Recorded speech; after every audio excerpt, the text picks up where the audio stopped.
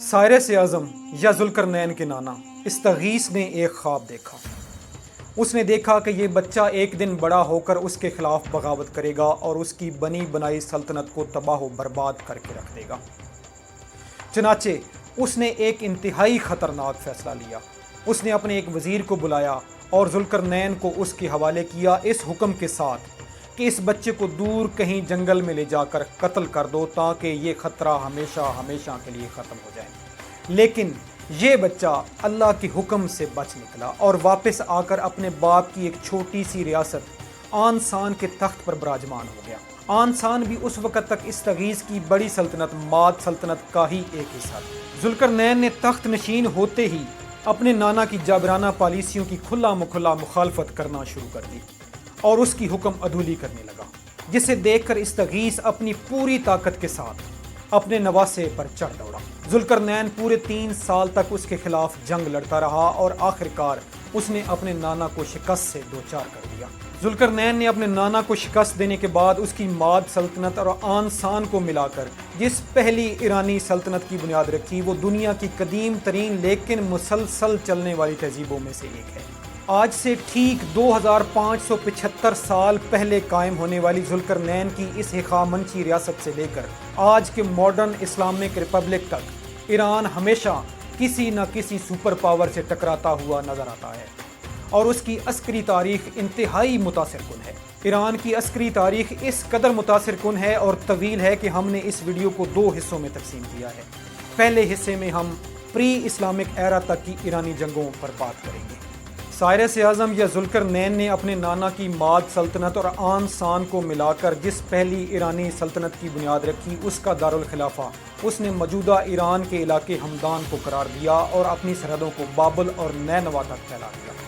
بابل اس وقت تک ایک انتہائی ترقی یافتہ اور طاقتور سلطنت سمجھی جاتی تھی، جس کے ایک شہنشاہ بخت نصر کو دنیا کے چند بڑے فاتحین میں شمار کیا جاتا ہے۔ یہ وہی بخت نصر ہے جس نے یروشلم کو فتح کرنے کے بعد یہودیوں کو اپنا غلام بنا لیا تھا اور غلام بنا کر ان کو ساتھ بابل لے گیا تھا۔ اس فتح کے بعد یہودی اس کے قیدی تھے، لیکن جب سائرس اعظم تخت نشین ہوا تو بخت نصر عراق یا بابل میں تخت نشین نہیں تھا، بلکہ کوئی اور شخص اس کے تخت پر بیٹھا ہوا تھا۔ لیکن تب بھی بابل ایک انتہائی طاقتور اور مضبوط ریاست تھی۔ اس کے باوجود وہ سائرس اعظم کے خوف میں اس قدر مبتلا تھے کہ انہوں نے ایک اور بہت بڑی ریاست لیڈیا کے ساتھ مل کر ایک مشترکہ اتحاد قائم کیا تاکہ ذوالقرنین کی بڑھتی ہوئی طاقت کو روک لگائی جا سکے۔ لیکن ذوالقرنین نے ان دونوں مشترکہ افواج کو بیک وقت شکست سے دوچار کر دیا اور اپنی سرحدوں کو ترکی اور یونان تک پھیلا دیا۔ بابل کی یہ شکست یہودیوں کے لیے ایک نعمت ثابت ہوئی، کیونکہ یہودی وہاں پر بطور قیدی زندگی گزار رہے تھے اور ان کی الہامی کتابوں میں ایک مسیحا کا ذکر تھا۔ یہ الہامی کتابیں انہوں نے سائرس اعظم کو دکھائیں، جس میں لکھا گیا تھا کہ ایک مسیحا آئے گا اور آ کر ان کو بابل کی قید سے آزاد کروا کر دوبارہ یروشلم میں آباد کرے گا۔ سائرس اعظم یا ذوالقرنین نے جب یہ پیشین گوئیاں دیکھیں تو اس نے نہ صرف یہودیوں کو بابل کی قید سے آزاد کروا دیا، بلکہ اس نے انہیں دوبارہ یروشلم میں بسنے کی اجازت بھی دے دی اور ہیکل سلیمانی کی دوبارہ تعمیر کی اجازت بھی دے دی۔ اور آج بھی بنی اسرائیل ذوالقرنین کو اپنے ایک مسیحا کے طور پر جانتے ہیں۔ معزز دوستو، یہ وہی ذوالقرنین ہیں جن کو قرآن کریم نے ایک انتہائی عادل حکمران کے طور پر پیش کیا ہے۔ اس کے علاوہ ان کا ذکر عیسائیوں کی مذہبی کتابوں میں بھی موجود ہے۔ 7.5 ملین مربع کلومیٹر پر پھیلی یہ ایران کی پہلی بنیادی سلطنت تھی، جس کی سرحدیں دریائے سندھ سے لے کر ترکی اور یونان تک پھیلی ہوئی تھیں، جس میں آج کا افغانستان، سینٹرل ایشیا، شمالی سعودی عربیہ اور مصر کے علاقے شامل تھے۔ اور یہ تھی ایران کی سلطنت کی انتہائی شاندار ابتدا۔ اور جب پرشین سلطنت یونان کی سرحدوں کو چھونے لگی تو اس وقت ایران کی نئی جنگوں کا آغاز ہوا، جنہیں گریکو پرشین وارز کے نام سے جانا جاتا ہے۔ ہوا کچھ یوں کہ اپنی سرحدوں کو یونان تک پھیلانے کے بعد سائرس اعظم کی وفات ہو گئی۔ اس کی وفات کے بعد اس کا بیٹا تخت نشین ہوا، لیکن کچھ عرصہ کے بعد وہ بھی مر گیا۔ اس کے مرنے کے بعد سائرس اعظم یا ذوالقرنین کا داماد دارا تخت نشین ہوا۔ دارا کو بھی چند بڑے اور عظیم حکمرانوں میں شامل کیا جاتا ہے۔ جب وہ تخت نشین ہوا تب ایران کی سرحدیں یونان تک پھیل چکی تھی اور ترکی کے علاقے گلف آف ازمیر کے ساتھ ساتھ 12 شہر آباد تھے۔ یہ 12 علیحدہ علیحدہ سلطنتیں۔ دارا نے ان شہروں کو بھی فتح کر لیا۔ یہ شہر فتح تو ہو گئے لیکن ذہنی طور پر وہ آزاد ہی رہے۔ کچھ عرصہ کے بعد انہوں نے پرشین سلطنت کے خلاف بغاوت کر دی اور اس بغاوت کو ہوا دینے میں یونانی شہروں ایتھنز اور اریٹریا کا بنیادی کردار تھا۔ جب دارا کو اس بغاوت کا پتہ چلا تو وہ اپنی پوری طاقت کو سمیٹ کر ان 12 شہروں پر چڑھ پڑا۔ اس نے یہ 12 کے 12 شہر دوبارہ سے فتح کر لیے، لیکن اس کے ساتھ وہ اریٹریا اور ایتھنز کے شر پسندوں کو بھی سبق سکھانا چاہتا تھا۔ چنانچہ وہ آگے بڑھا اور اس نے اریٹریا کو بھی فتح کر لیا۔ جب اس نے اریٹریا کو فتح کیا تب تک اس کی فوجیں تھک ہار کر بالکل کمزور ہو چکی تھیں، لیکن وہ اپنی مہم کو ادھورا نہیں چھوڑنا چاہتا تھا۔ چنانچہ وہ مزید آگے بڑھا اور ایتھنز پر بھی حملہ آور ہو گیا۔ ایتھنز والے دارا کی سوچ سے زیادہ سخت جان اور جفا کش نکلے۔ انہوں نے بھرپور مقابلہ کیا اور بیٹل آف میراتھن میں دارا کو شکست سے دوچار کر دیا۔ ایرانیوں کو شکست دینا یونانیوں کے لیے اتنی بڑی بات تھی کہ جب انہوں نے میراتھن کی جنگ جیت لی تو ایک شخص میدان جنگ سے بھاگا اور اتنا تیز بھاگا کہ ایتھنز پہنچ کر وہ صرف ایک ہی جملہ کہہ سکا کہ ہم نے یہ جنگ جیت لی ہے، اور اس کے بعد وہ مر گیا۔ اور آج اسی کی یاد کو منانے کے لیے اولمپک گیمز میں میراتھن ریس دوڑی جاتی ہے۔ اس کے بعد دارا اپنی یونان کی مہم کو مکمل کر کے واپس آ گیا اور کچھ عرصہ کے بعد اس کی وفات ہو گئی۔ اس کے بعد اس کا بیٹا زیکسیس، جو کہ سائرس اعظم کا نواسہ بھی تھا، تخت نشین ہوا۔ زیکسیس نے ایک دفعہ پھر سے یونانی مہم کو نئے سرے سے شروع کرنے کا فیصلہ کیا اور اپنی پوری طاقت کے ساتھ وہ یونان پر چڑھ دوڑا اور اس کے تمام شہروں کو تباہ و برباد کر کے رکھ دیا۔ اس میں مشہور زمانہ سپارٹا کی جنگ بھی شامل تھی، جس پر ایک شورۂ آفاق 300 نامی فلم بھی بن چکی ہے۔ اس فلم میں تو یورپینز کو بہت زیادہ اوور گلوریفائی کیا گیا ہے، حالانکہ وہ بڑے عرصے سے ایرانیوں سے مار کھا رہے تھے۔ یونانیوں اور ایرانیوں کی یہ جنگ کئی 100 سالوں تک چلتی رہی۔ ایرانیوں کو ایک دفعہ فیصلہ کن شکست دینا یونانیوں کے لیے ایک بہت بڑے خواب کی حیثیت رکھتا تھا، اور ایسا ہی ایک خواب میسیڈونیا کے بادشاہ فلپ دوم کے دل میں بھی موجود تھا۔ پھر اسی فلپ دوم کے گھر ایک لڑکا پیدا ہوا جسے دنیا سکندر اعظم کے نام سے جانتی ہے۔ یہ بچہ بھی ایرانیوں کی خوفناک کہانیوں کے سائے میں پلا بڑھا۔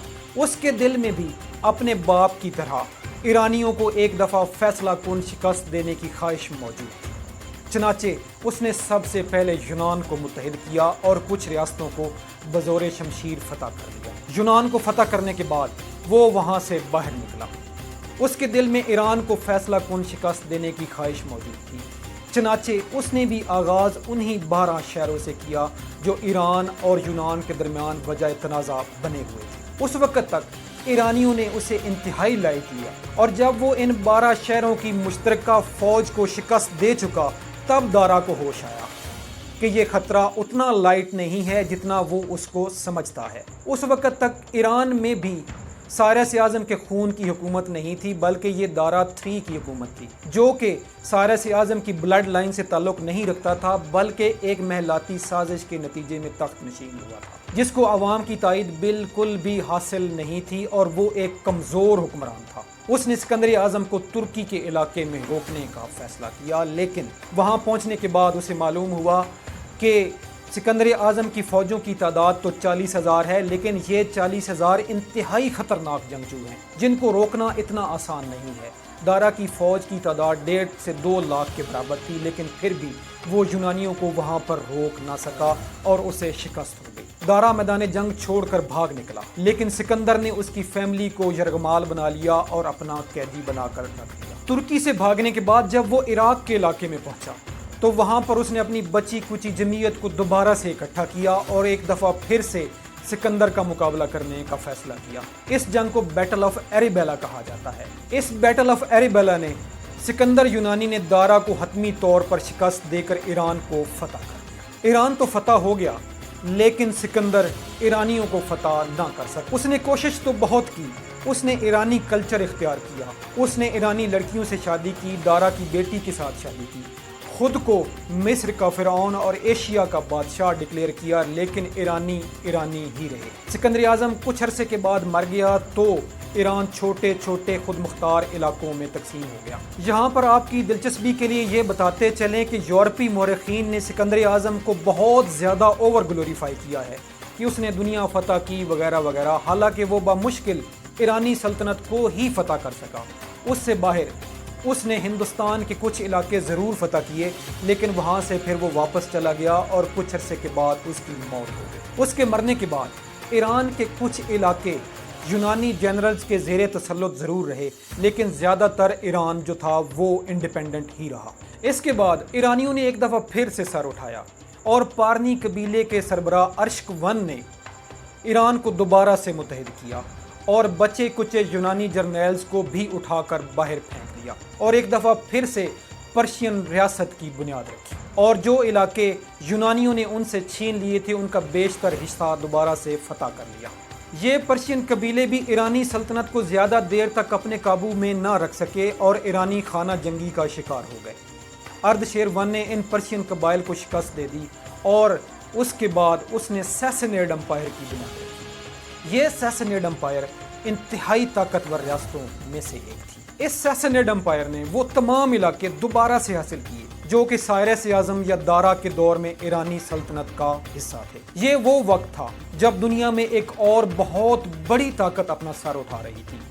اس طاقت کا نام تھا دی گریٹ رومن امپائر۔ رومی روم سے نکل کر ایشیا کی سرحدوں کو چھو رہے تھے اور سیسنیڈ امپائر بھی اپنے پورے قدم جما چکی تھی، جس کے بعد یہ دونوں عالمی طاقتیں مد مقابل آئیں۔ اس کے بعد پرشین امپائر کی جنگوں کا ایک نیا سلسلہ شروع ہوا جسے رومن پرشین وارز کہا جاتا ہے، اور یہ تاریخ کی چند بہت بڑی اور مسلسل چلنے والی دشمنیوں اور جنگوں میں سے ایک ہے جو کہ کئی صدیوں تک محیط ہے۔ کچھ مورخین نے ان جنگوں کا دورانیہ 800 سال بیان کیا ہے۔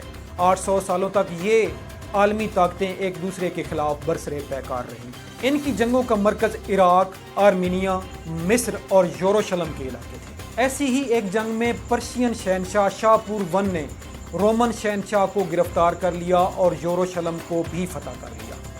اس کے ساتھ ساتھ انہوں نے مصر اور عراق کے علاقے دوبارہ سے فتح کر لیے، جس کا رومن شہنشاہ ہرکل کو بہت زیادہ رنج ہوا اور وہ اپنی اس شکست کا بدلہ لینے کے لیے اپنی پوری طاقت کو سمیٹ کر عراق کے شہر موصل کے قریب ایرانیوں پر چڑھ گیا۔ اور یہ وہی وقت تھا جب ہرکل نے ایرانیوں کو شکست دی تو مسلمان عرب میں بہت ہی زیادہ مضبوط ہوتے چلے جا رہے تھے۔ ہرکل نے ان کو بھی اپنے لیے ایک خطرہ محسوس کیا، چنانچہ وہ یہ چاہتا تھا کہ مدینہ پر حملہ آور ہو کر مسلمانوں کی طاقت کو ختم کر دے، لیکن اس سے پہلے ہی مسلمان خود چل کر موتا کے مقام پر ہرکل کے سامنے آ گئے۔ اس موضوع پر ایک انتہائی تفصیلی ویڈیو ہمارے یوٹیوب چینل پر موجود ہے۔ خیر، ایرانی جنگوں کا یہ سلسلہ اسلام کی آمد تک یوں ہی چلتا رہا۔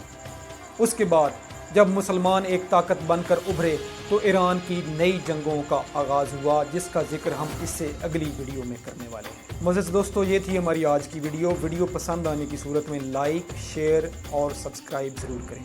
شکریہ۔